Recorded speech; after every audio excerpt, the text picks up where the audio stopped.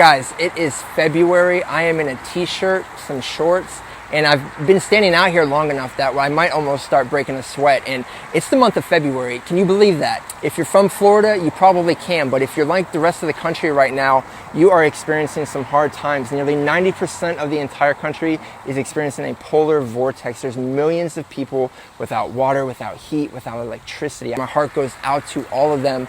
But right here in Florida, it's just a little bit of a breezy, cool day. Maybe you might need a sweatshirt. And that's what we're here to talk about today. We're here to talk about Florida weather and, not just the obvious. We know that we're called the Sunshine State. Everybody knows that. But what are some of the things that if you're going to be relocating here that you really want to know about? And if you're a local, you know them. But if you're not, you probably don't. And I'm going to share some of those secrets today. I'm going to share some of the tips and tricks that you're going to want to know about Florida weather when living here. So stick around. Don't go anywhere because you really don't want to miss number.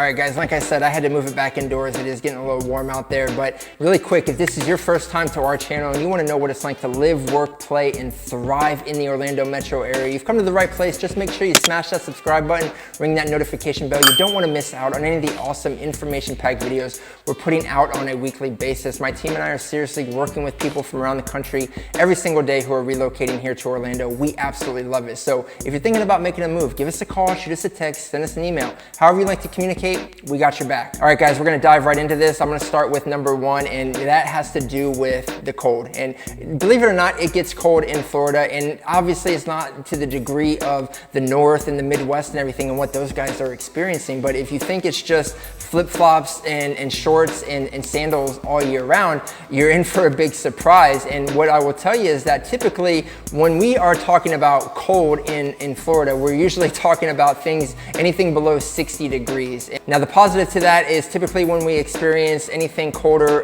below 60 and especially into the 30s or 40s, it's usually at night, it's usually temporary, and usually by the time the sun comes back out and lunchtime comes around, you're peeling those winter clothes off because it's back to being warm and you're almost sweating again because you've got these layers on and you just got to take them off you. I've woken up, it's been freezing, like 48 degrees, and I'm bundling up, I'm going out there, I get my day started, I get to the office, I come back out of the office, it's around lunchtime, and I'm like, oh my gosh, it's so hot, like it's sweating, like I gotta peel all this stuff off, like almost go home and change. But it's just something to keep in mind that if you're coming from the north, you're getting down here, probably for the first couple of years, you're gonna be like, oh, 50 degrees, like this is beautiful. That was springtime where I came from. But after you've been here for a few years and you get some of that, that northern blood out of your system and you get acclimated to that Florida heat, anything below 60 a lot of times is, at least for me, born and raised Floridian, I need to bundle up. Number two on our list has to do with the lightning. We got a lot of lightning that goes on in Florida. Obviously, we're known for thunderstorms and hurricanes and things, but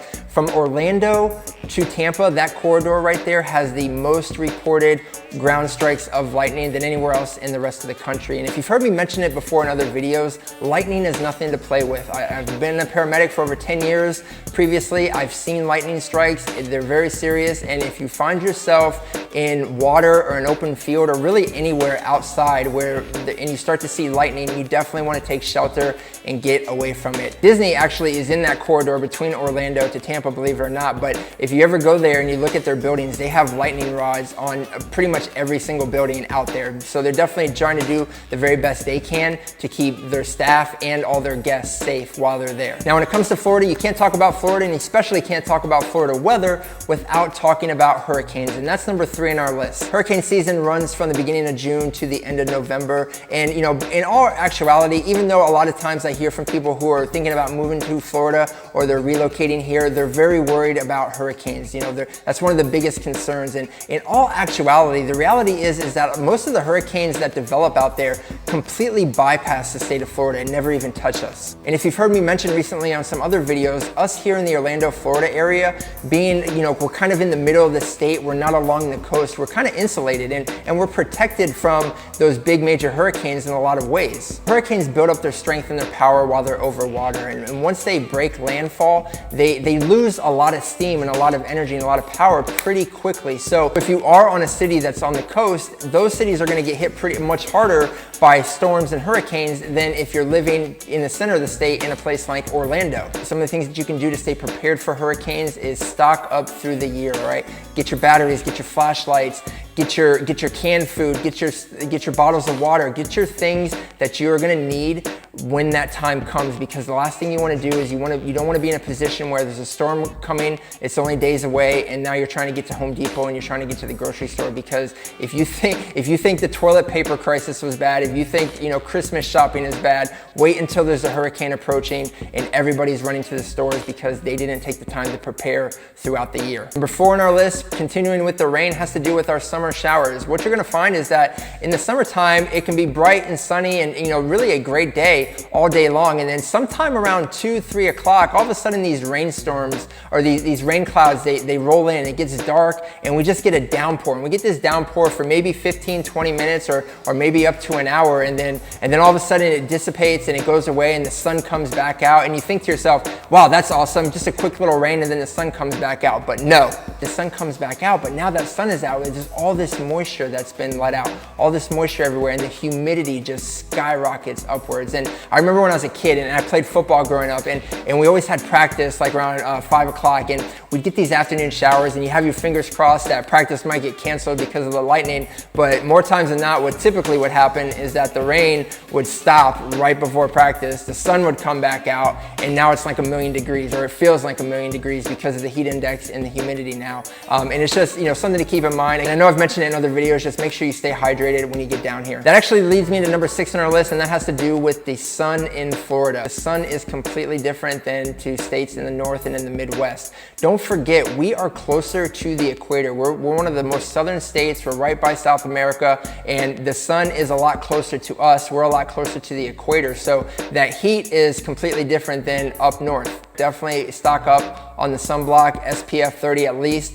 Don't mess with it. Don't take that chance. You know, working as a paramedic previously, I've seen people come down here, I've seen what sun poisoning looks like, and it is definitely no fun. So, you know, be smart about it, stay hydrated like I said, get your sunblock, and just be smart about how much time you're spending out in the sun, especially until you've been down here long enough and allowed yourself and your body to get acclimated. Number 7, I'm not gonna spend too much time on this, but if you don't have an automatic start for your car, get one for your car. You know, in the winter, they're great. Everybody loves them because you want to warm up your car, you want to defrost your windshield, but they're just as important in the summer down here in Florida. The heat of a car in Florida under the Florida sun can get upwards of 130, 140 degrees. I mean, it's crazy how hot it can get. And some of the things that you can do to help with that is, number 1, get an automatic start. I think it's a great investment. Number 2, get a sun visor. That's going to protect your dashboard, especially from the sun. Because if one thing that will happen down here in this heat with the Florida sun is that the dashboards, they're very easily can get cracked and just look really bad and faded. So you can get a sun visor to protect your dashboards, protect the other things inside your car. And here's a bonus tip that doesn't cost anything. A lot of times when people are looking for a parking space, they are looking for the closest parking space to the building. In Florida, that's not so much the case. In Florida, we're looking for parking spaces that have shade. So if you're looking, if you're driving around in Florida, you're looking to go park somewhere, it definitely would behoove you. Find what's gonna be the most shaded spot to park in, even if you have to walk a little bit farther. It's definitely worth it and will save you some blistering heat once you get it back into your car. Number 8 on our list, going back to the rain in Florida. When we have not experienced a lot of rain recently, like if we've gone through a drought, after we get that first good rain, what happens is on the roadways and on the asphalt, all the oils, all the motor fluids and things that have just been sitting there and soaking into the asphalt, they start to rise up from the water that comes in. Remember, oil, water, they don't mix, they gotta separate. The oil rises up and the roads become extra slick. So even if it might not have been a heavy rain with a lot of rain puddles, those roads can be deceivingly slick and wet, and we will see an increase in accidents a lot of times after a rain if we haven't experienced any rain for a while. So the other thing you can do to protect yourself, keep yourself safe, is make sure you're keeping an eye on your tires. I rotate my tires every time I go to get my oil changed, as well as periodically inspecting them for any nails, any screws, anything that might have been embedded into those tires. Remember, I-4, there's a lot of construction going on.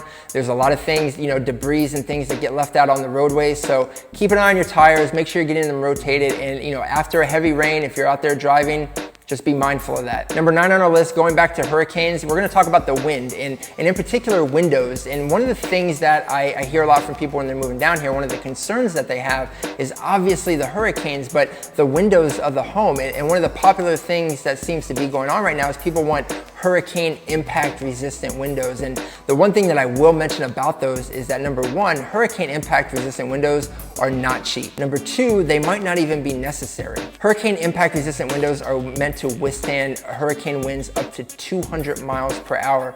And typically the only time that you really have a higher probability or high chance of experiencing winds that strong are gonna be if you live along the coast. But where we live in Orlando, we're very insulated. We're in the center of the state. We're typically not gonna see those types of wind forces or wind strength where we're at. The real danger with hurricane winds when it comes to your windows isn't even so much the debris and things hitting the windows or striking the windows. I redid my entire house about 2 years ago, redid all the windows. I didn't get hurricane impact resistant windows because I didn't feel like I needed hurricane impact resistant windows where we live in the center of the state of Florida in Orlando. So I've got great windows. They can take a beating, they can take a punch. They're not just gonna get smashed very easily, but they're not hurricane impact rated. And the other thing to keep in mind too is that there's a lot of older homes in Florida that still have their original windows and they're still standing. They've been through a lot of hurricanes and they're still around. Number 10 and the final thing on our list has to do with our daylight. Florida is great from the standpoint of number 1, we recently a few years ago signed into state law that we're gonna be on daylight savings time continuously. No more setting our clocks back, setting it forward. Now, right now we're still doing that with most of the rest of the country, but that's only because we're waiting on congressional approval from the federal government, and we know how long some of those things can take sometimes. So we're waiting on that. That's gonna be awesome. Looking forward to that because, during the summer when we have these longer days and these longer hours is what we find is the sun gets up a little bit later, but what we have is sunlight almost until like 9 o'clock some nights. And the bad thing about daylight savings time for us, at least down here in Florida, from my experience is that when we do move those clocks forward, people are getting out of work at 5 o'clock, 5:30, and the sun is already going down. So you've been at work all day and now you're getting out of work and now the sun's going down and it feels like the day's over. And those shorter days, at least for me, I know that can really play on me mentally. And I'm happy that we're gonna eventually be on this standard daylight savings all year round, all year long. I think it's a great thing. All right, guys, that is it. I hope you guys enjoyed this. If there's anything that I missed, anything that you need further clarification on when it comes to the weather here in Orlando, Florida, and Florida in general, by all means, drop a comment, shoot me a message, let me know. If there's anything about the Orlando Metro that you want to know more about, maybe we haven't shot a video about it yet, definitely reach out to us. More than happy to do a personal video for you, share that with everybody because maybe there's other people out there that have those same questions as well. But you got to reach out to us. Give us a call, shoot us a text, send us an email, however you like to communicate, we got your back. So until next time, I'm Don Sprinkle, your Central Florida specialist. We're living in Orlando, Florida, and we'll see you later.